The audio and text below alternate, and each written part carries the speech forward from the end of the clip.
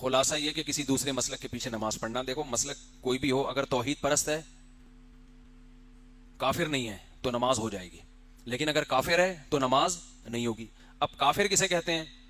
کافر ناموں سے نہیں کہ دیوبندی کافر ہوتے ہیں، اہل حدیث ہوتے ہیں، بریلوی ہوتے ہیں، فلان۔ کافر کی ایک ڈیفینیشن ہے جو اسلام کے بیسک اور بنیادی عقیدوں کا انکار کرے،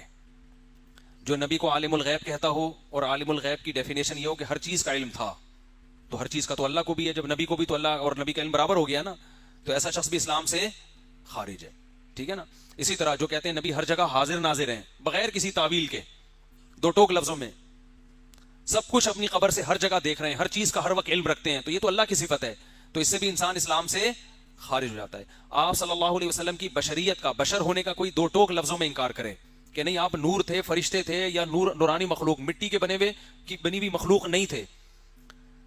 انسان جو ہے نا، لوازمات جو گوشت پوشت کا ہوتا ہے نا انسان، تو اگر کوئی آپ کے بشر ہونے کا انکار کرے بغیر کسی تعویل کے، یعنی کوئی گھماتا نہیں ہے، بعض لوگ کہتے ہیں آپ بشر نہیں تھے، لیکن جب ان سے پوچھو تو بات گھماتے ہیں کہ وہ اس لحاظ سے بشر تھے مگر اس لحاظ سے نہیں تھے، تو وہ پھر گھماتے ہیں بات کو،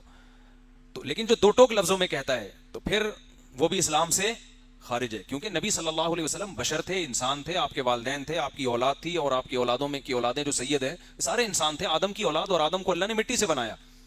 تو یہ جو بیسک چیزیں ہیں، یا مشکل کشا سمجھنا، اور مشکل کشا کا جب معنی پوچھو تو یہ کہنا کہ اللہ نے آپ کو اختیارات دے دیے، آپ جب چاہیں جس کی بگڑی بنا سکتے ہیں، اللہ نے آپ کو سارے اختیارات دے دیے ہیں، تو یہ بھی کفر ہے، سمجھتے ہو؟